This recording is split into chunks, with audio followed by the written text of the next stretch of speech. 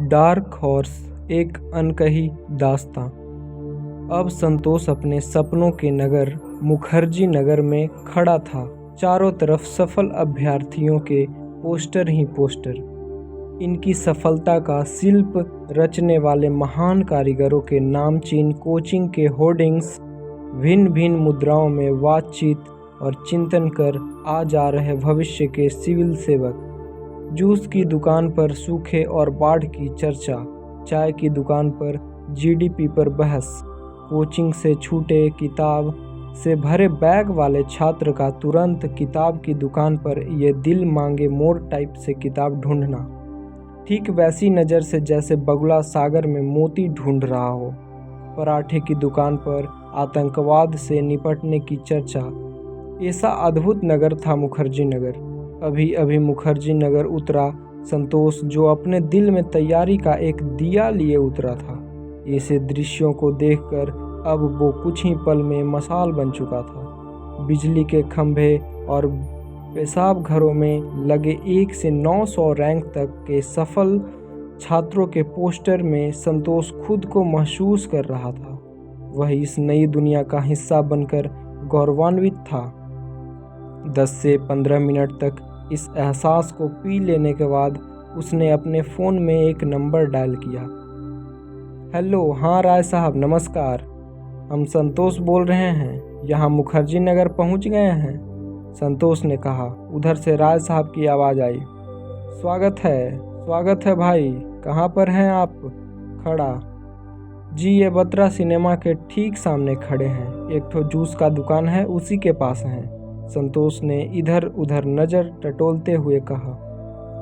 बस 10 मिनट रुकिए, वहीं हम आते हैं, कहकर राय साहब ने फ़ोन काटा। संतोष की राय साहब से मुलाकात बोकारो में एक शादी के दौरान हुई थी।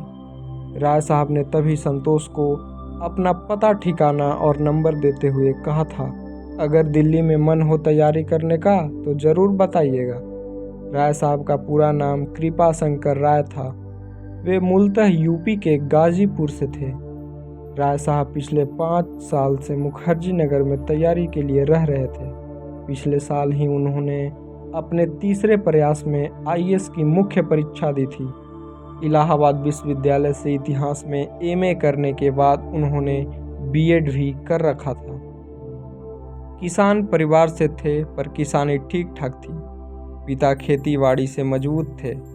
कृपा शंकर के झड़ते बाल और तेजी से लटकती झुर्रियों के अदब में साथी उन्हें राय साहब कहते थे। अरे लीजिए, आ ही गए आप भी आईएएस बनने। सामने से आते ही संतोष को गले लगाते हुए राय साहब ने कहा, देखिए आपकी शरण में है, जो भी बना दीजिए, आईएएस या आईपीएस, संतोष ने अपनी चॉइस बताते हुए कहा। बातों से स्पष्ट था वह राजस्व सेवा में नहीं जाना चाहता था। 5 फीट 6 इंच अंडर शर्टिंग किए हुए, खुद से सिलवाया हुआ सफ़ेद पर फिरोजी चेक की शर्ट और काली पैंट पहने, बड़ा बकलस वाली बेल्ट, बिना फ्रेम का चश्मा लगाए और पैरों में सफ़ेद मोजे पर अपनी साइज से 2 नंबर ज़्यादा का लाल कलर का फ्लोटर पहने राय साहब एकदम 2000 रस्तु मॉडल लग रहे थे। चलिए रूम पर चलते हैं, राय साहब ने हाथ से इशारा करते हुए कहा। हाँ चलिए, देखें आपका महल, संतोष ने भरे उत्साह से कहा। महल नहीं, कुटिया कहिए, तपस्या करना होता है, राय साहब ने मुस्कुराते हुए कहा। कहाँ रूम है आपका? संतोष ने पूछा। बस यहीं 5 मिनट में नेहरू विहार में है, चलिए ना, पैदल ही पहुंच जाएंगे, राय साहब ने कदम बढ़ाते हुए कहा। अच्छा, ये सब इलाका मुखर्जी नगर में ही है ना? संतोष ने पूछा। हाँ, सारी कोचिंग और बस नाले के पास सटा हुआ है नेहरू विहार, सब एक ही एरिया है, नाले के पार, संतोष ने नाक सिकोड़ते हुए कहा। घबराइए नहीं, उस पर पुल बना हुआ है, नाला तैर कर नहीं जाना है, राय साहब ने कहा। दोनों ठहाका मार हंसने लगे। संतोष राय साहब की वाक्पटुता पर मोहित होने लगा था। मन ही मन सोचा, ये होती है खास बात आदमी में, ऐसे नहीं मेंस दे दिया है आईएएस का। संतोष बड़ा वाला बैग दोनों हाथों में पकड़े छोटा बाला पीठ पर लटकाए राय साहब के साथ चलने लगा। तैयारी करने के लिहाज से 5 साल जूनियर होने के कारण उसने खुद से सीनियर राय साहब को बैग पकड़ने के लिए देना उचित नहीं समझा। दूसरी तरफ पहले से ही कपार पर ज्ञान का बोझ उठाए राय साहब ने अपनी तरफ से अतिरिक्त बोझ उठाना जरूरी नहीं समझा। कुछ ही मिनट में दोनों नाला पार कर नेहरू विहार के फ्लैट नंबर 394 के नीचे पहुंच गए। संतोष ने मकान देखते ही कहा, महाराज एकदम झकास है राय साहब, पूरा ले लिए हैं क्या? राय साहब ने मुस्कुराते हुए कहा, अंदर तो आइए, ऊपर 3rd फ्लोर पर है अपना। इसमें 4 फ्लोर हैं, 8 लड़का रहता है, सब फ्लोर पर 25 गज का एक कमरा है। देखिएगा थोड़ा सीढ़ी पर सर बचाकर चढ़िएगा। कितने का है राय साहब कमरवा? संतोष ने पूछा। 4000 प्लस बिजली पानी है संतोष जी, राय साहब ने आंखें तरेर कर बताया। ऊपर कमरे तक पहुंचते संतोष का दम फूल चुका था। इतना भारी बैग लेकर चढ़ना एवरेस्ट की चढ़ाई जैसा था। दम्मे के मरीज की तरफ हाँफ रहा था बेचारा। राय साहब ने ताला खोला और दरवाजे के अंदर की तरफ धकेला। घुसते ही संतोष को एक ऐसी गंध आई जिसे उसने इससे पहले कभी महसूस नहीं किया था। एकदम नया घिनहा फ्लेवर था। दुर्गंध में भी इतनी वैरायटी होती है, यह संतोष ने अभी अभी जाना था। ऐसी दुर्गंध भागलपुर सब्जी मंडी में बरसात के दिनों में भी नहीं सूंघी थी उसने। ओकाई आने लगी पर मजबूरी में अगले ही क्षण उसने अपने स्नायु तंत्रों पर नियंत्रण कर उस दुर्लभ दुर्गंध से अनुकूलता बिठाकर खुद को एडजस्ट कर लिया था। दिल्ली उतरते ही समझौताबादी हो गया था बेचारा संतोष। आपको कुछ महका क्या संतोष भाई? राय साहब ने संतोष को नाक सिकोड़ते देख ही पूछा। नहीं नहीं, रूम बंद होगा ना इसलिए।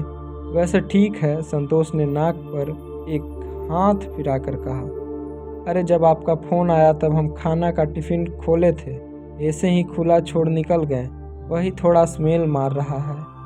राय साहब ने खुले टिफ़िन को चटाई से हटाते हुए कहा। संतोष के लिए सोचना लाजमी था कि जब खाना ऐसा गंध कर रहा है तो बाथरूम की दशा क्या होगी।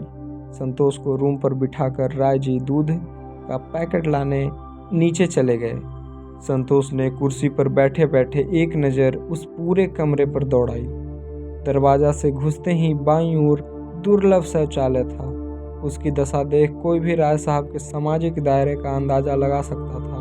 दुर्गंध बता रही थी कि दिन भर से कम 15 लोग जरूर उस बाथरूम में मूतने जाते होंगे, वो भी बिना पानी डाले। बाथरूम से बाहर एक बेसिन था जिसमें नल के पास चप्पलें खोसी हुई थी। पान की पीच और गुटखा ऐसा अटा पड़ा था जैसे चौरसिया पान भंडार का पिछवाड़ा हो। किचन में अखबार और जूते रखे हुए थे। चूँकि खाना टिफ़िन का आता था तो वहाँ कुछ और रखने का मतलब नहीं था। कभी कभार इमरजेंसी के लिए एक छोटा सिलेंडर और कुछ समझ नहीं आने वाली सामग्री एक कोने में रखी हुई थी। कमरे के अंदर एक कोने पर एक रैक में मोटी मोटी विशालकाय किताबें रखी हुई थी। एक रैक के निचले शेल्फ में NCERT की किताबें और उसके ऊपर बादाम का डिब्बा रखा हुआ था। दूसरे शेल्फ पर घी की शीशी, बनफूल तेल, इसबगोल की भूसी और बाल झड़ने की कुछ दवाइयाँ रखी हुई थी। ऊपर के शेल्फ पर एक बड़ा सा दर्पण, पतंजलि का फेस वॉश, पतंजलि का मुरब्बा, पतंजलि का दंत कांति टूथपेस्ट, पतंजलि का आंवला जूस, मुल्तानी मिट्टी, घृत कुमारी तेल और पतंजलि की अजवाइन एवं हड़ड़ पाचक रखे हुए थे। पतंजलि के इतने सारे प्रोडक्ट देखकर कोई भी कह सकता था कि शायद पतंजलि का UPSC के साथ कोई व्यापारिक करार हुआ हो। बेड से सटे टेबल पर पत्र पत्रिकाओं का एक बड़ा सा टीला खड़ा था। दीवार पर एक तरफ भारत और विश्व के नक्शे चिपके हुए थे और उन पर कई विशेष जगहों पर लाल हरे स्केच से गोले किए हुए थे, जैसे किसी गड़े खजाने की खोज का मिशन हो। दीवार पर एक तरफ हनुमान जी और माँ काली की बड़ी सी तस्वीर ब्लैक टेप से चिपकाई गई थी। बेड के सिरहाने 15-20 पन्नों में लिखे सिलेबस को साटा गया था।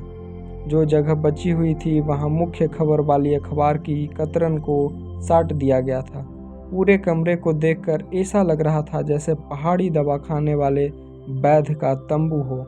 25 गज के इस कमरे में बेड, मेज, कुर्सी, रैक के बाद बस इतनी सी जगह बची थी जहां संतोष ने अभी अभी अपना बैग रखा था। संतोष ने मन ही मन सोचा, सचमुच तपस्या कर रहे हैं लोग यहाँ। धन्यवाद।